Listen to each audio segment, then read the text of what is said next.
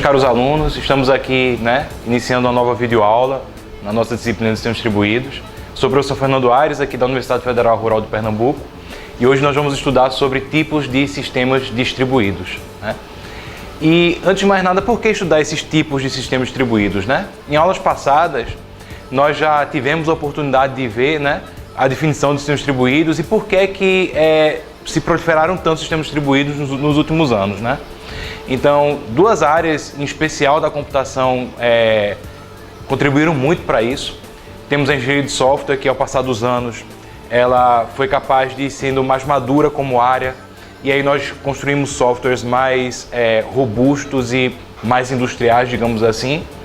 E nós também tivemos avanço na área de redes de computadores, que não apenas a qualidade em si da conexão melhorou, mas também os tipos de conexões variaram bastante. Então, antigamente nós só tínhamos o cabo, hoje nós temos 3G, 4G, e por aí vai. Então, com o aumento dessas duas áreas, possibilitou que nós tivemos um número maior de sistemas distribuídos. E com isso, com esse incremento nesse número de sistemas distribuídos, se aumentaram também os tipos de sistemas distribuídos.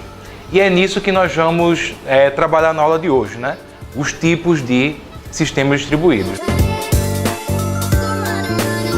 Bem, pessoal, as referências principais na área de sistemas distribuídos hoje apontam que nós temos três tipos de sistemas distribuídos mais relevantes, certo? Primeiro são os sistemas de computação distribuídos. O segundo tipo são sistemas de informação distribuídos. E o terceiro tipo é o que a gente chama de sistemas pervasivos, certo? O primeiro tipo, que são sistemas de computação distribuídos, o objetivo principal deles é o ganho do poder computacional. Temos aplicações que precisam simplesmente de muito poder computacional, muito maior do que uma máquina convencional nossa em casa é capaz de dar. E qual é a ideia principal desses tipos de sistemas distribuídos? Usar várias máquinas de conjunto para a gente conseguir esse ganho computacional. Esse é o primeiro tipo, certo? O segundo tipo são sistemas de informação distribuídos, que eles focam basicamente no atendimento de transações distribuídas enviadas via redes. Ou seja, imagine um ambiente empresarial que nós temos muitas transações dentro do sistema viajando pela rede. Então, esse é o segundo tipo, e nós vamos estudar um pouco mais na frente com mais detalhes. Por fim, nós temos o terceiro tipo, que são sistemas pervasivos. Esse tipo é um pouco diferente, porque o que caracteriza ele efetivamente é o que a gente chama de instabilidade. Por que instabilidade? São sistemas distribuídos que são mantidos por bateria, que são pequenos, imagine sensores, por exemplo, que ficam no ambiente, que são móveis, que se movem com as pessoas. Então eles têm requisitos um pouco diferentes do que os sistemas distribuídos mais tradicionais que a gente vai estudar, certo? Então, nós temos esses três tipos de sistemas distribuídos e nós vamos nos aprofundar na aula de hoje neles, certo? E o primeiro a ser estudado com mais profundidade é o sistema de computação distribuído.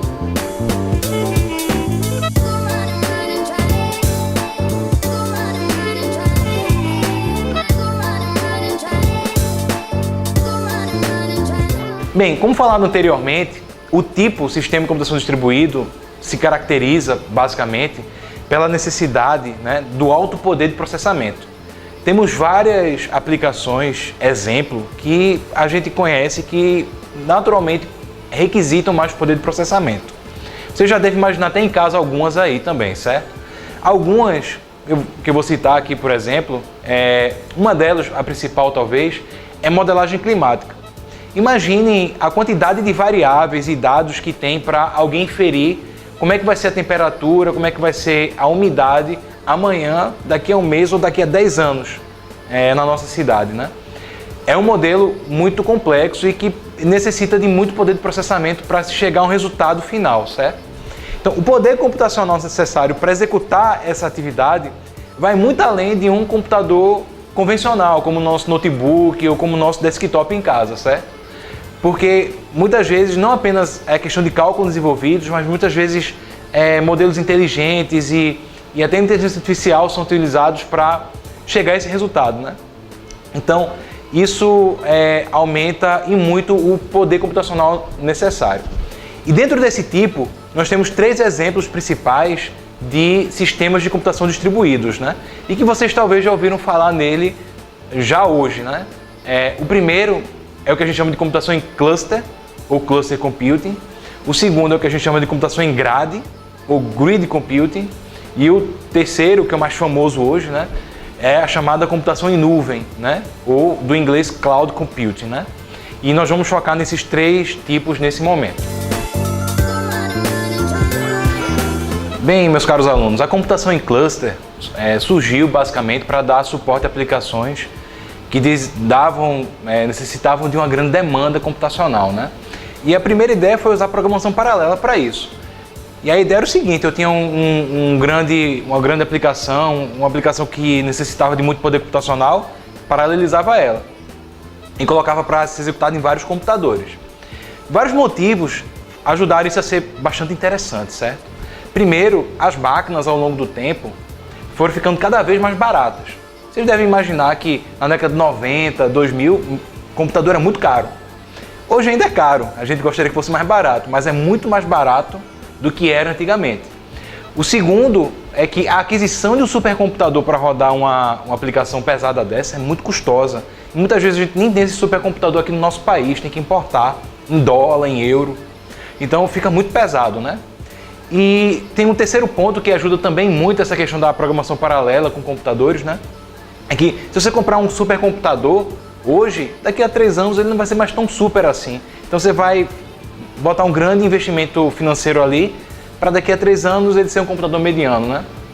A ideia principal da computação em cluster é nós juntarmos computadores baratos e que às vezes já estão até disponíveis dentro da empresa da pessoa, né? Para rodar essa aplicação pesada, né? E aí, usando programação paralela, cada computadorzinho desse vai poder rodar uma parte do programa e aí a gente vai ter o ganho computacional que a gente está querendo, né? O poder computacional que a gente está querendo, né? Em paralelo, nós também tivemos uma melhoria nas tecnologias de comunicação. As redes, ao passar do tempo, né? Cada vez mais elas foram melhorando em qualidade. E o que favoreceu também a programação paralela e os clusters, né? Porque se a comunicação não fosse tão boa, ela naturalmente iria se tornar um gargalo relevante. Bem, ainda falando sobre clusters, né? A principal iniciativa que nós temos conhecimento, né? A que é mais divulgada pelo menos, é o que a gente chama de clusters Beowulf, né? Tiveram uma grande aceitação na indústria e na academia, né? Nas universidades, né? Ele se baseava basicamente em 2 fatos importantes. O primeiro era o uso que a gente chamava de hardware de prateleira. O que é o hardware de prateleira? Nós vamos em lojas convencionais e nós encontramos processadores, discos rígidos. Então a gente comprava esse tipo de hardware que já estava disponível no mercado e para as pessoas, não um hardware especial que vinha de outro país em outra moeda, né? Então a gente usava hardware de prateleira para fazer esses clusters, ou seja, equipamentos que estavam acessíveis até no jornal, né? Que a gente vê lá o preço, a gente compra lá e monta o nosso cluster, né? Então isso faz com que o projeto seja muito mais acessível e barato, né? E segundo fato importante dentro do cluster Beowulf foi o que a gente chama de adoção do software livre. Então nós queremos baratear, né? Já vamos gastar dinheiro com a parte de infraestrutura, né? Com processador, com memória e por aí vai. Então a ideia era a gente pegar e utilizar sistemas do tipo Linux, por exemplo, e baratear mesmo a parte de software do cluster, né? Então, esses 2 fatos que baseiam o que a gente chama de cluster Beowulf, né? E o cluster Beowulf é o principal exemplo de cluster que nós temos hoje, né? Vários institutos estão aí rodando clusters baseados nele, nesse cluster Beowulf, tá, pessoal? Então, se lembrar sempre dessas 2 características, né? A parte de hardware de prateleira e a parte de software livre. Bem, agora a gente vai mostrar aí para vocês, né, um exemplo de um cluster Beowulf, né? Em termos gerais, vocês estão vendo na figura que tem um conjunto de computadores, né? Alguns são os que a gente chama de nó de computação, que são controlados e acessados, digamos assim, por um nó mestre, né? O nó mestre é responsável por toda a parte inteligente do cluster, né? Nele é que está a inteligência de, por exemplo, execute algo agora ou pegue só o resultado e faça alguma outra coisa, né? Ele é que pega e faz o processamento em si, né? Enquanto que os nós de computação, eles simplesmente funcionam como nós burros mesmo, certo? Eles só executam a tarefa e retornam a função, o resultado da função que foi passada para eles, né? Se nós pararmos para analisar, né, nós vamos perceber que o nó mestre tem uma importância muito grande no sucesso do cluster, né? Pois é ele que faz toda a parte inteligente do cluster, né? E por isso, diversos algoritmos e estratégias são usadas nesse momento por ele. Só para exemplificar alguns desses algoritmos, nós temos estratégias de balanceamento de carga, por exemplo, né? Que nesse balanceamento de carga, a ideia é não sobrecarregar nenhum nó de computação. Então, esses algoritmos são essenciais para o sucesso do cluster, por assim dizer. Por sua vez, os nós de computação basicamente fazem processamento e retornam o resultado, né? Então, eles são, em geral, equivalentes em termos de potencialidade de hardware, né? Eles não têm diferenças muito grandes em hardware de um para o outro, nem de software. Em geral, eles são parecidos um com o outro, né? Tendo poder de processamento parecidos e o mesmo conjunto de software, né? E agora a gente vai apresentar também a figura para vocês de um projeto real de cluster, né? Para exemplificar o que estamos falando, né? E esse cluster que nós estamos apresentando nesse momento para vocês pertence ao Instituto de Engenharia Nuclear, certo? E vocês podem visitar o site deles para obter mais informações, né? Mas a gente pode ver que nesse cluster podemos ver que ele é constituído de servidores, estações de trabalho. Servidores aí no caso fazem a parte inteligente, né? As estações de trabalho basicamente são os nós de computação. Temos um switch que dá o suporte de rede, né? E inclusive uma máquina para backup, para caso alguma dessas máquinas saiam do ar, nós podemos botar o backup delas para rodar e ter alta disponibilidade, né? Note que todos esses elementos que nós conversamos agora, pessoal, podem ser facilmente encontrados em empresas de pequeno, médio e grande porte. Falamos de servidores, de máquinas, de switch. Isso aí na empresa que vocês trabalham, que vão vir a trabalhar, vocês vão encontrar isso tranquilamente. Mesmo que esses equipamentos não estejam disponíveis, você pode ir facilmente numa loja de computação e adquirir eles. Então é muito mais fácil a gente montar um supercomputador baseado nessa ideia de cluster, né, de máquinas convencionais e hardware de prateleira, do que a gente pegar e importar um supercomputador efetivamente lá do exterior, certo? Então é realmente uma alternativa muito mais interessante o cluster nesse aspecto. E por fim, uma característica importante também dos projetos do cluster é o que a gente chama de homogeneidade. O que é homogeneidade, né? As máquinas são parecidas umas com as outras. Muitas vezes você vai chegar em empresas que vão construir clusters e vão usar máquinas que já estão no parque computacional delas, que foram compradas juntas, numa mesma licitação ou na mesma grande compra da empresa. Então, a homogeneidade, né, é uma característica importante dos clusters, né?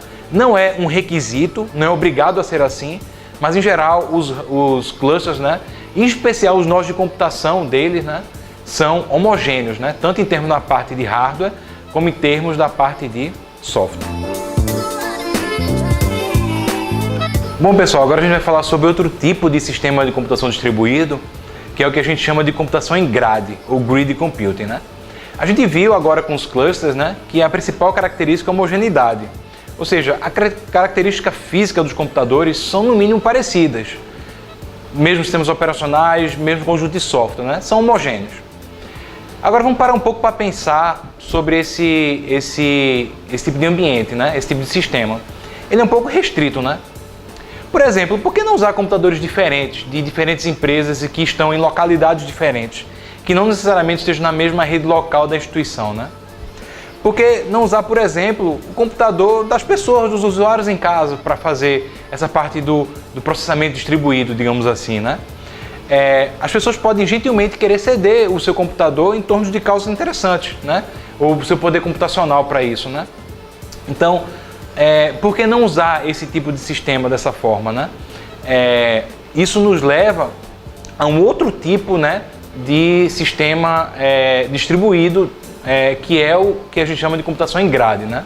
Essa ideia é similar aos clusters, na medida em que eles também estão distribuídos e objetivam um ganho de performance, mas difere significativamente na forma com que isso é atingido, né?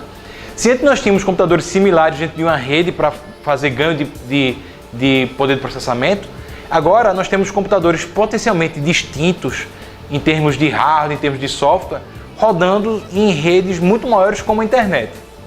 Então, quando a gente fala de computadores distintos, né? Vocês imaginem alguém rodando Linux em uma casa aqui no Brasil, por exemplo, outra pessoa com um MacBook lá nos Estados Unidos, e outra pessoa com outro sistema operacional em outra rede, em outra localidade remota, né? Então, isso leva a um sistema distribuído diferente, né? Pois nós sabemos que, por exemplo, a internet é uma rede instável, né?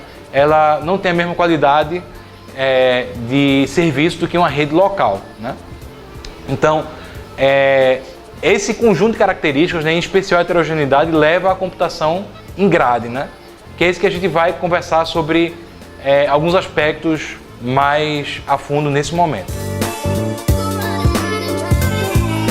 Bem, inicialmente o ponto mais importante a ser enfatizado na computação em grade, como a gente já falou anteriormente, é realmente a heterogeneidade, certo? E quando a gente fala de heterogeneidade, pense nisso, caro aluno, da forma mais genérica, certo? Pode ser sistemas operacionais, pode ser o software que está sendo rodado lá distribuído, né? Pode ser a arquitetura física do computador, pode ser diferente também, né? Pode ser um smartphone de uma pessoa sendo usado. Então a heterogeneidade pode levar a várias coisas bem diferentes mesmo, certo? E além da heterogeneidade, outra característica muito importante, né, são as redes geograficamente distribuídas, né? Então, muito comum no projeto de grade nós extrapolarmos a nossa comunidade, a nossa empresa, a nossa casa e juntar computadores que estão geograficamente em locais distintos, né?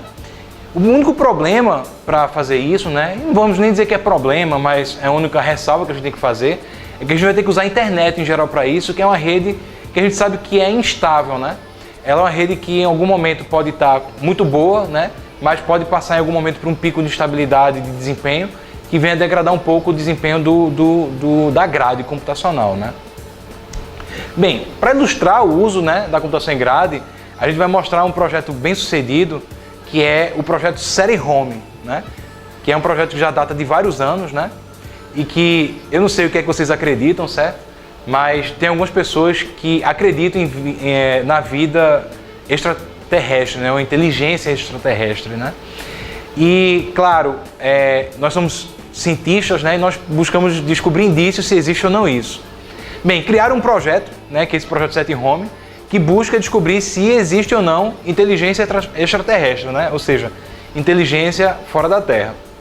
E para isso, né, algumas pessoas colocaram uma antena de grande capacidade em um ponto bem alto da Terra, e essa antena fica captando sons que vêm do universo, certo? Imagina a quantidade de sons que tem lá no universo. Pois bem, essa antena vai captando. E aí cada som que essa antena capta, nós pegamos e usamos algoritmos inteligentes para tentar identificar se aquilo pode ou não ser um sinal de um som, né? Um som, né, que nos dê um sinal de inteligência fora da Terra, né? É bem complexo, né? Imagine pegar todos esses sons e ter que fazer esse processamento. As pessoas que estavam nesse projeto não tinham computador para isso. O que elas fizeram? Olha, aqueles que querem dar suporte ao nosso projeto, que quiserem ajudar o nosso projeto, podem baixar um softwarezinho aqui, o software do projeto Série Home, e você doar poder computacional da sua máquina para rodar aquele som e verificar se aquele som é ou não um possível som que dá indicativo de inteligência extraterrestre. Então, na prática, milhares de computadores baixaram esse software. Nós tivemos milhares de computadores fazendo parte dessa grade computacional, né? E aí nós tínhamos computadores servidores que mandavam amostras desse som para esses computadores e davam esse retorno, né? Então, esse foi um projeto muito bem sucedido, né, de grade computacional, talvez dos maiores que nós temos notícias atualmente, né? E que vocês podem notar que ele é massivamente distribuído, porque está na casa das pessoas. Todos que quiseram participar, baixaram o software, doaram o poder computacional da máquina, né, para um projeto em que eles acreditavam, ou que pelo menos buscavam, tem disso se existe ou não vida inteligente fora da Terra, né? Então esse é um grande exemplo aí de computação em grade, né, o projeto Série Home. Bem, meus caros alunos, o último tipo de sistema de computação distribuído que nós vamos estudar é um tipo bem famoso para os dias atuais, né? É a chamada computação em nuvem, né? Hoje, muito em voga, né? Parece muito o termo computação em nuvem tanto na imprensa quanto no mercado, nas empresas, né? E, sem dúvida, é o sistema distribuído com grande computação que está sendo mais usado hoje, né? E o que é que se baseia a ideia geral da computação em nuvem, né? nós nem fazemos ideia, mas nós, como usuários, empresas, nós desperdiçamos muito poder computacional, né? Imagine, pessoal, por exemplo, no computador de vocês, quantos por cento do poder computacional do nossos computadores a gente realmente utiliza, né? Em períodos de pico, talvez chegue a 5 a 10%, né?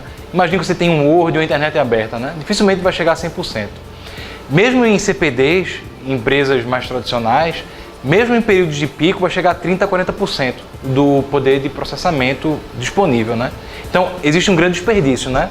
E a computação em nuvem chega para dizer o seguinte: olha, não precisamos mais comprar tudo e deixar tudo disponibilizado, mas ao contrário disso, nós vamos usar como serviço, né? O que a gente for usando, a gente paga proporcionalmente.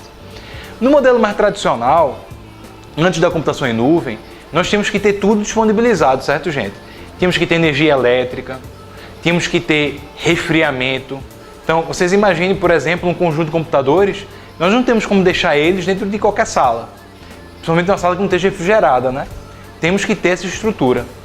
E além disso, nos CPDs mais convencionais, nós também temos que ter a própria infraestrutura de TI. O pessoal que vai lá instalar software, o pessoal que vai lá fazer backup. Então, era custoso nos CPDs tradicionais, não apenas eu adquirir essas máquinas, mas até mantê-las, né? Porque eu teria que ter toda essa parte de TI, né? O técnico de TI, o analista de TI, né? Eu teria que ter também a parte de resfriamento, né? E teria a parte de energia elétrica, né? Então, é uma parte custosa, né? Já no modelo da computação em nuvem, tudo isso está disponibilizado pela internet. Na realidade, você vai utilizar o poder computacional e tudo isso vai estar na empresa que está provendo para você e você vai pagar isso tudo dentro de um mesmo serviço, né? Ou seja, é um modelo muito mais, digamos assim, fácil de ser utilizado, porque os recursos já estão lá disponíveis na rede. Então, imagine que você está com uma nova empresa, você precisa de recurso computacional, precisa de servidores. Se você for comprar isso, você vai precisar de uma sala, vai precisar de energia elétrica, vai precisar de resfriamento. Já na nuvem, não. Você pode pegar uma máquina virtual lá e ela vai estar lá disponível para você pela internet. Então, é um modelo muito mais, digamos assim, simples, né, de ser utilizado do que o modelo tradicional, né? E por isso que ele ganhou tantos adeptos aí nos últimos anos, né? E algumas características importantes da computação em nuvem, a gente vai citar agora, certo?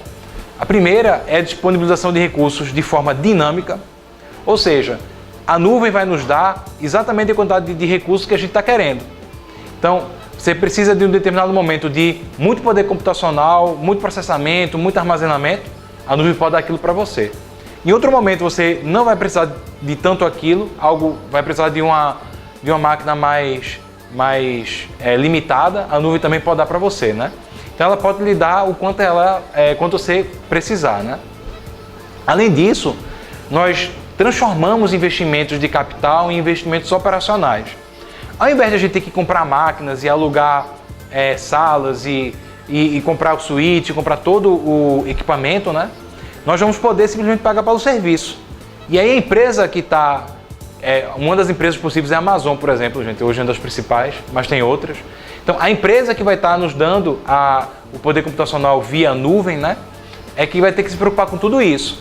E dentro do preço que ela cobra para a gente, ela vai embutir esse custo que ela tem. Ou seja, a gente só vai basicamente pagar pelo uso e não vai precisar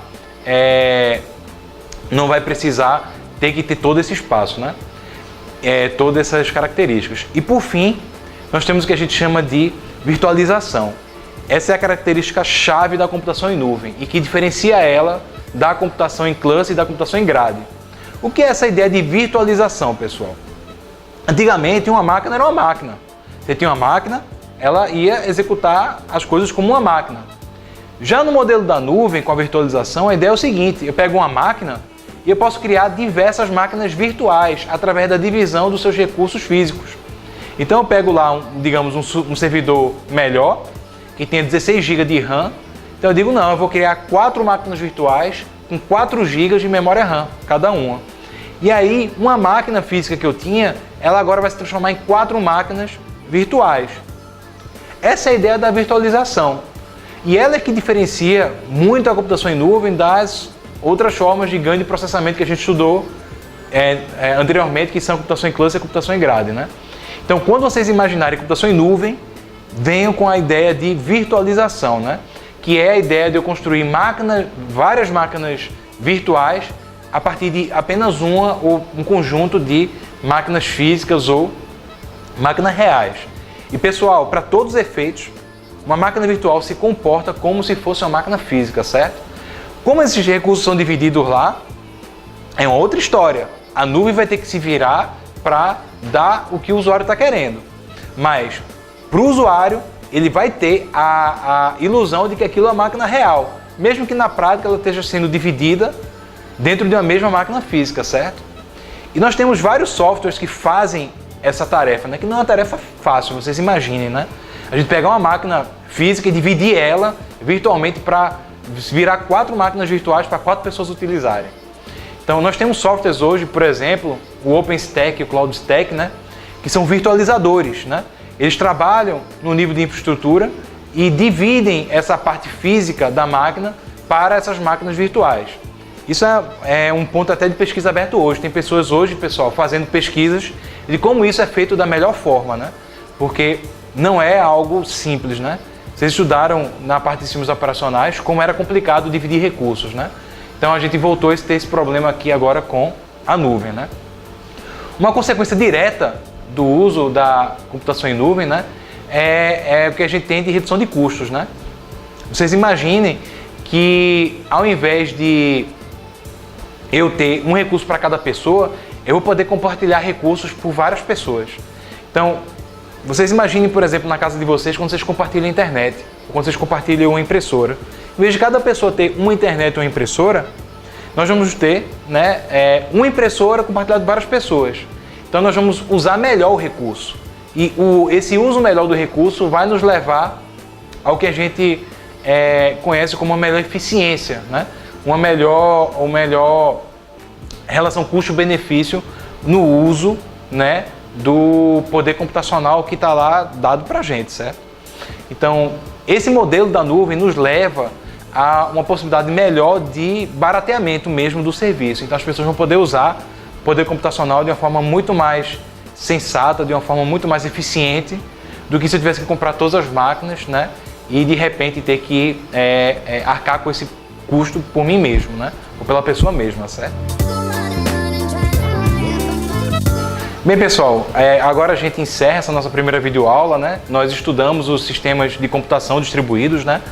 É uma aula maior mesmo esse tópico, certo?